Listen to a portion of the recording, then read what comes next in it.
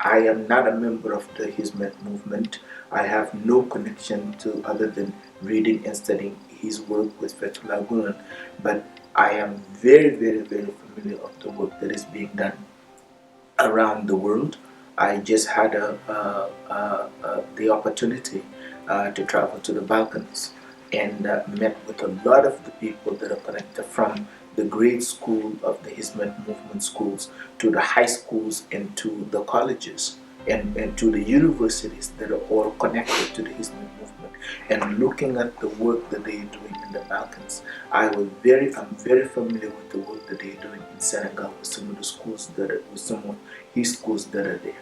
So looking at those, when Allah said, وَلْتَكُنْ مِنْكُمْ أُمَّةٌ يَدْعُونَ إِلَى الْخَيْرِ, not just that are calling people to do good, but are themselves pioneers in that doing of good. And for me, as an academic and as a student of Islam and of Islamic history, I am not impressed with the writings of people alone, because the beauty, we have seen it from the beginning.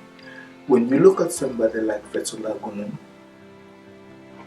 for me, his message is not so much his writings, but it is his life that is the message.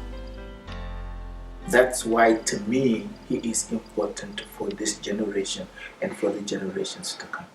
We have all يَقُولُونَ بِأَلْسِنَتِهِمْ مَا لَيْسَ فِي قُلُوبِهِمْ. We have seen it in so many of the Muslim leaders throughout time and even right now. They say with their tongue that which is not in their hearts.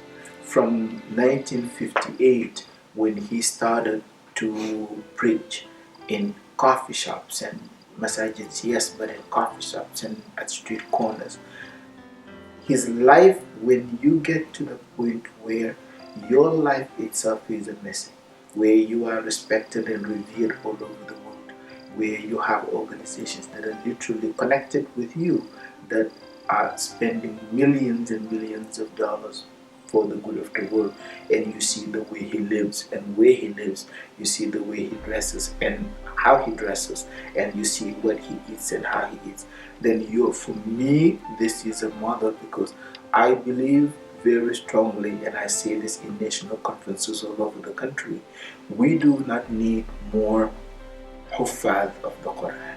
We have enough of them. We don't need any more sheikhs that are specialists of Sharia and specialists of this. We have millions and millions of them. What we need are models and people that embody the principles of Islam. This is what Islam is lacking. When Prophet Muhammad said, "Bada al-Islamu ghariban wa sayaudu ghariban fatuba al-ghuraba," started as something that is strange and unknown. In the last days, it will return to being something that is strange and unknown. It was not talking about numbers of people, but it is talking about akhlaq. The first strange, Islam started as something unknown. That means the numbers were few. But for Sayaudu Ghariba, in the end times, it's not talking about numbers, because we have more than 1 billion people. So what is he talking about? Why is it strange and unknown? Not the numbers, but the akhlaq. But the akhlaq is not there. The models are not there. The people that embody the enduring principles and the values of Islam. People that my life is my message. Like Fethullah Gülen, we are missing. So from that standpoint, we have the responsibility, and more even so, people that are members of this Hizmet movement, to let this message be known to these coming generations. We have a generation of young Muslim men and women who are desperately looking for models to emulate. When I look at his life, I see this is somebody that the people need to know. His vision, people need to know. His ideas, people need to know. Not for benefit, because I don't know him and I'm not part of his movement, but because I know where we are struggling in finding models, and from that standpoint, it becomes very helpful. so that we will have the responsibility that we are to stand against injustice. We have to stand against wrongdoing. But we have to do so sincerely, because we are asking us to stand up for justice. Stand up for justice. But don't stand because you have, well, this person and me are from the same country, so I'm going to defend him. This person, I like him arbitrarily like that. But do it because it is based on truth. Because وَمَا شَهِدْنَا إِلَّا بِمَا عَلِمْنَا وَمَا شَهِدْنَا إِلَّا بِمَا عَلِمْنَا. Bear witness only to what you know. And having dealt with and interacted with members of the Hizmet movement, and having read, not just in passing, but not only read but studied the life and the work of Fethullah Gülen, from what I have seen since 1986, which is more than 20 years ago, what I have seen, the consistency in the work that he has done and in the way he has lived from the beginning of his teachings.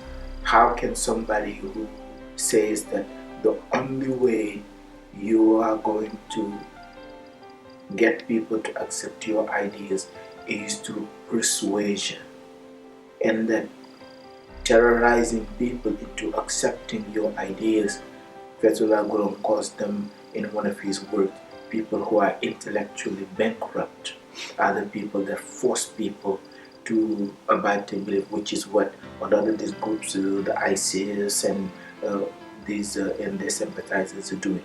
How can somebody like that be called the head of a terrorist group? How can somebody who has said in his very, very early writings and in his very early work that the most powerful and the most important force in the human being is love, and that is the most radiant light inside the being is love before anything else? How can such a person be accused of spearheading the killing of innocent people?